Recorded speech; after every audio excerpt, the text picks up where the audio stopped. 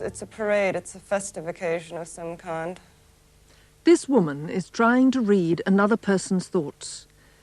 But is mind-to-mind communication really possible? Press the button. Scientists have been investigating for generations. Hey, wonderful. One man's convinced he already has proof. He claims that this renowned explorer transmitted thoughts to him from 3,000 miles away in the Arctic. But will the search for the truth about telepathy ever be over? Mysteries from the files of Athur C Clarke, scientist, writer and visionary. The scientist who invented the communications satellite, the writer of 2010. And now in retreat in Sri Lanka, the visionary who ponders the riddles of this and other worlds.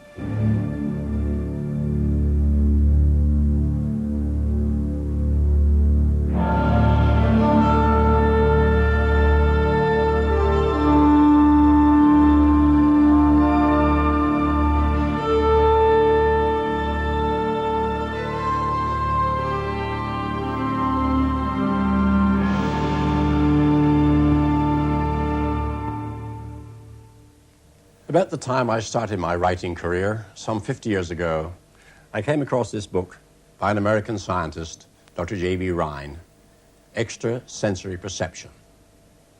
I think this was the first time that phrase, now usually abbreviated to ESP, ever appeared in print.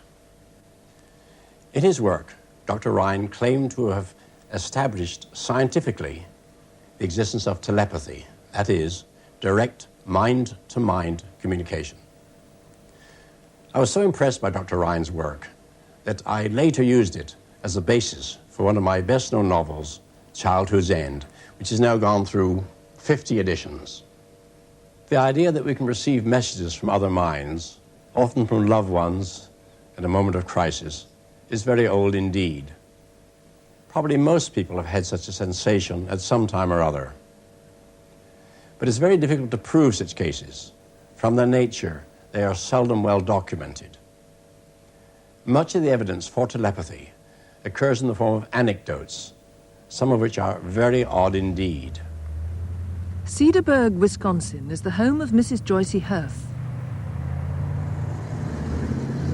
One evening in 1955, her husband and son had gone to the movies. Mrs. Hirth's 5-year-old daughter, little Joycey, came back late from a birthday party and rushed off to join them. The movie theatre was in the main street. Her mother was at home with the washing up. She waved goodbye to me and skipped up the street, and it wasn't very long until all of a sudden I felt a terrible chill that went all through me. I dropped the plate I was washing and raised my eyes to heaven, and I said, "Oh God, don't let her get killed." At that moment, I knew something awful had happened to my daughter. I immediately went to the telephone. I could hardly dial because I was shaking so. I picked up the receiver. I did get the Rivoli Theater, and a young girl answered the phone. I said, "This is Mrs. Hirth. My daughter was on the way to the theater. She's had an accident. Is she badly hurt?" The girl stammered, "Mrs. Hirth, the accident just happened." Little Joycey had been hit by a car outside the Rivoli. Manager Ray Nichols remembers how quickly the call came. There was no way that anybody could have got down and talked to Mrs. Hirth about her daughter, because the phone rang shortly, it couldn't have been a few seconds after that her daughter was hurt, and she says, "Was my daughter hurt?" So I didn't know how she could find out, but it must be about, what, a block and a half, 2 blocks to her home from here. If they'd had a motorcycle waiting for this to happen, they couldn't have got down there in the time for her to call by the time her daughter got hurt. If you take the shortcut, you go up this street, and just before the corner, there's a parking lot. And you can go through the parking lot and between 2 buildings and come out immediately in front of the theater.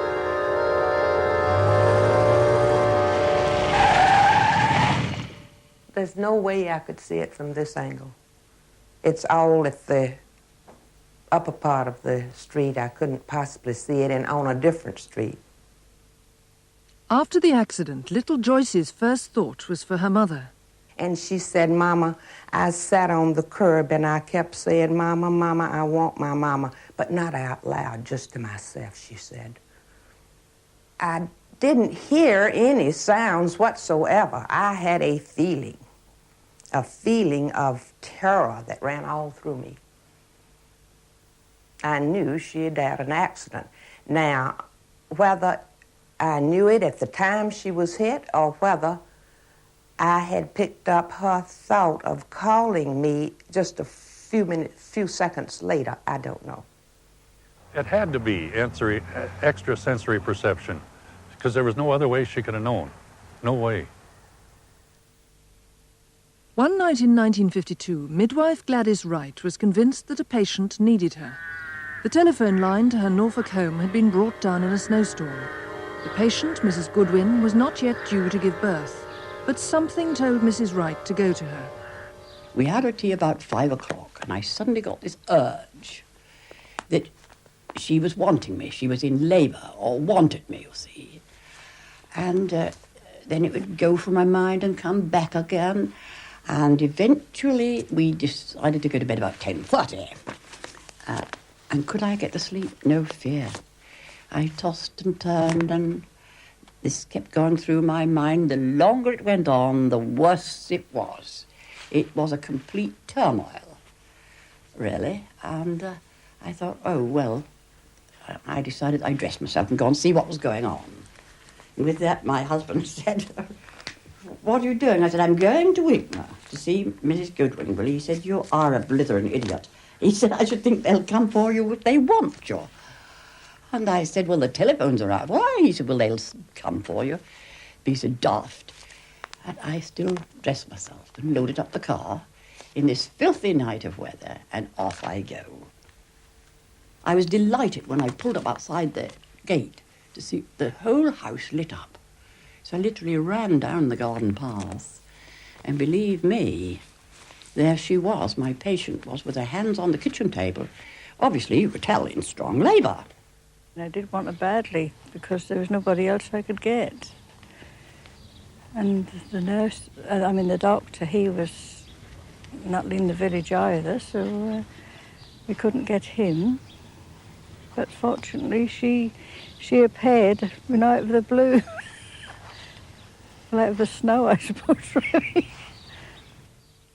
Stephen Goodwin was safely delivered in the early hours.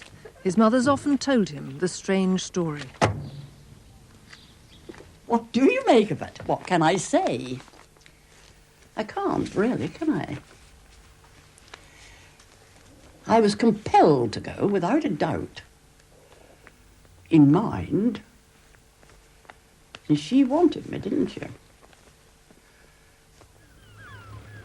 Shirley Evans and Pat Craven are old friends. In 1977, Mrs. Craven was on holiday in Mombasa, Kenya. Mrs. Evans at home in Lincolnshire. One morning, I heard Patty. I was asleep. It was dark. And she woke me up. She called me. As near as I can say it, she was saying... She was in very great distress, and she was saying, oh, Shirley. Oh, Shirley. And I woke up. She woke me with that. And I could see her. I could see her head, shoulders, just below the bust line. Now, I must explain that Patty is a very smart lady, but she was dressed in the most appalling rag. It had a square neck like that. The sleeves were all in one. It isn't the kind of thing any woman would wear sort of willingly. This bit here was either lace or torn. It wasn't the kind of thing that Pat would ever wear. But in Kenya, Pat had injured her ankle, and in hospital she'd had to wear a rough cotton gown.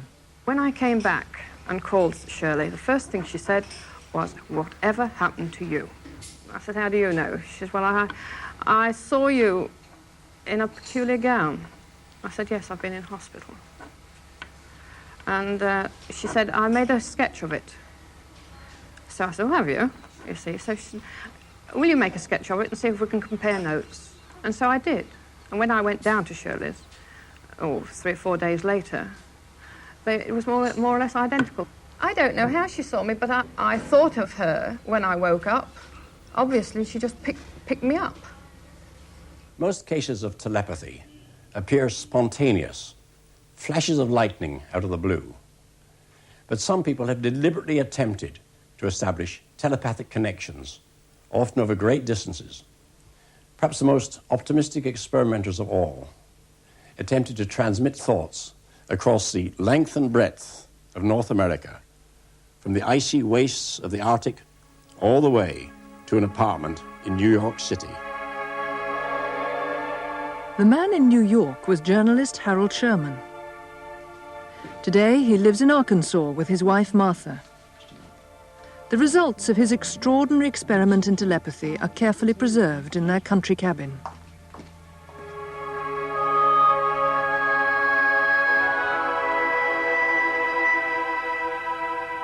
In 1937, Sherman met a famous Arctic explorer, Sir Hubert Wilkins.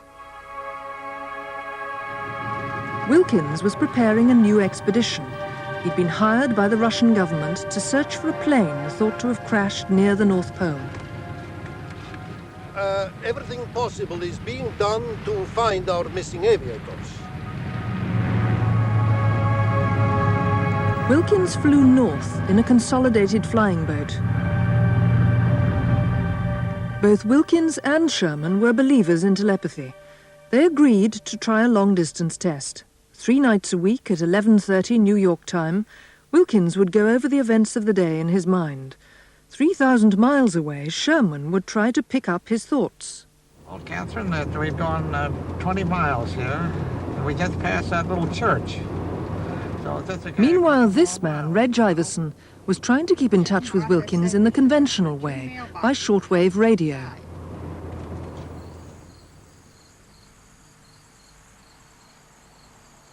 "40 years on, he's come to reminisce with Sherman at his retirement retreat in the Ozark Mountains.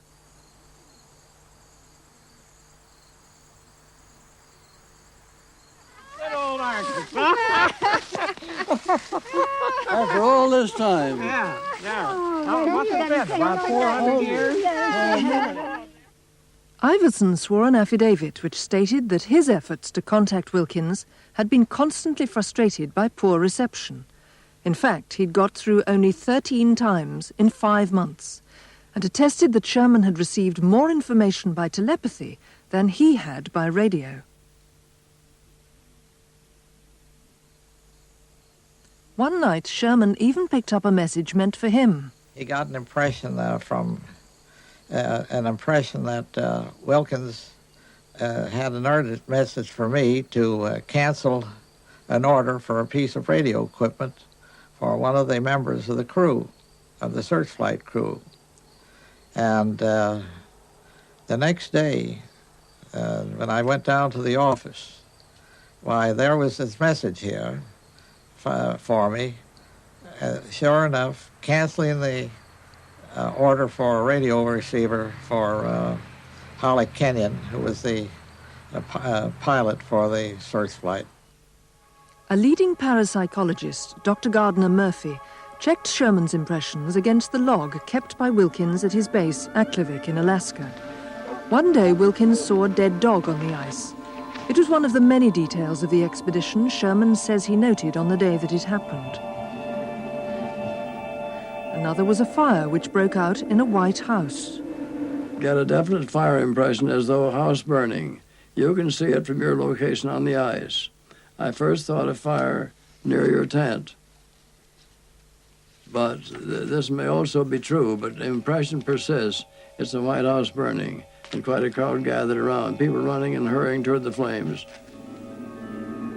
Whatever Wilkins did in far-off Aklavik, Sherman seemed to know. Even the minor discomforts of the expedition did not escape his inner eye. I had a feeling that Wilkins and maybe members of his crew had bumped their heads on some object, I couldn't determine what. And I recorded, and these are the actual words. "Sudden severe pain comes to me.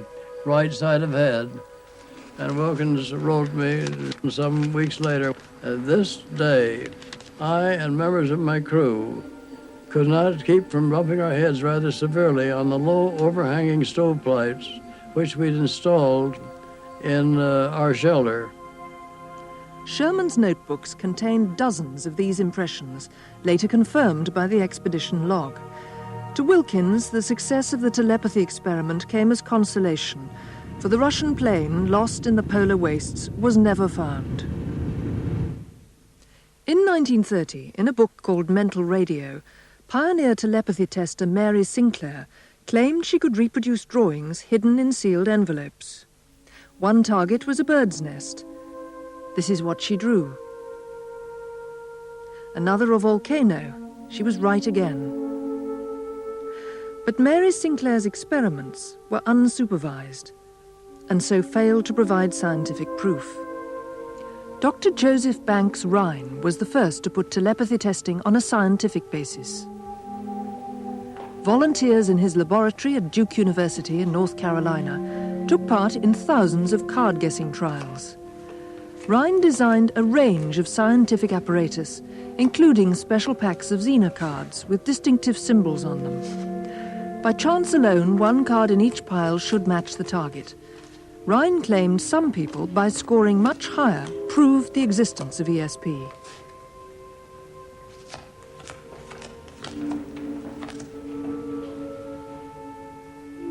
On the other side of the Atlantic, British researchers followed his lead.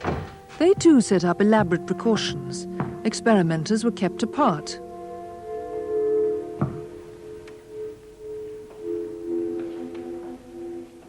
A set of random numbers determined the target cards, and next door the receiver's guesses were carefully logged. But though they tried to be more scientific than their predecessors, these laboratory pioneers failed to convince the world. Today, the search goes on with children. Which of these pictures shall we choose? Which one? Shall we pick that one there? All right, you press the button.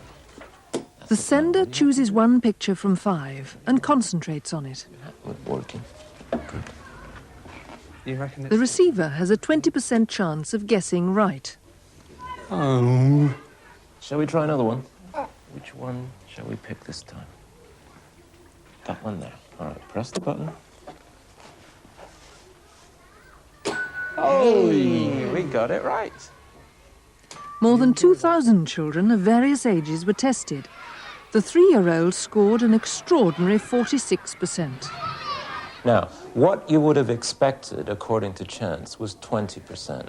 So in other words, they were scoring more than twice the amount that they should have obtained. And this was absolutely outrageous as far as ESP tests went. In the next group, the 5-year-olds, they were scoring at about 35% accuracy. Again, compared to 20% by chance. So again, their scores were still very, very high. And the last group, the 6 to 8-year-olds, were down to about 26%. So not quite so good, but still statistically very significant. Now, what this meant was that here was a very interesting relationship. The older the children were, the lower was their ESP score, or vice versa. If you want to get a very good score, use very young children. Dr. Spinelli believes that telepathy is a gift we are all born with. But as we grow up and develop a sense of identity, we learn that we have to keep some thoughts to ourselves. As we grow older, we build up mental defenses against letting our thoughts escape from our brains or whatever. We sort of build up barriers, mental barriers, but the child still hasn't learned how to do that. And so his thoughts are, in a sense, still very, very open. Because of that, then, you would expect better scores in ESP, and that's what I seem to have found. White noise is still quite uneven. It sounds almost like ocean waves breaking. The latest technique, the Ganzfeld. Seeing only red light and hearing only neutral sound, Deborah is cut off from the outside world to make her mind receptive to telepathy. Almost images of a rock garden or rock waterfall, a Japanese quality to it. The experiment works with having Deborah just talking about her ideas, her impressions, and having me writing them down at the same time. And at the same time, there's somebody in a distant room who's concentrating on a picture, which might be an art print or something. And hopefully some of what the sender, as he's called, is concentrating on will get across to Deborah and come out through her imagery. Lettuce growing in a vegetable patch, growing in furrows. Again, similar, reminiscent of the garden my grandparents had when I was a child. The general tendency you'll find goes towards one particular picture. You might get association to something that's in the picture, like if somebody sees a bicycle and perhaps what's in the picture is a pair of spectacles and they look pretty similar but they're not exactly the same thing. So you can look for correspondences like that, and in general it's that kind of stuff that tends to get you the good results rather than occasional specific fantastic matches. Deborah knows it was one of these 4 pictures. Can she pick the right one? I had actually a great deal of correspondence with this one. I saw a fair number of Disney-type characters, which this is a cartoon image thing. I saw some animals, which with the poor hedgehog there. My cucumber, Chris, being cut in half, could quite easily be one of the cactus shapes. Mm-hmm.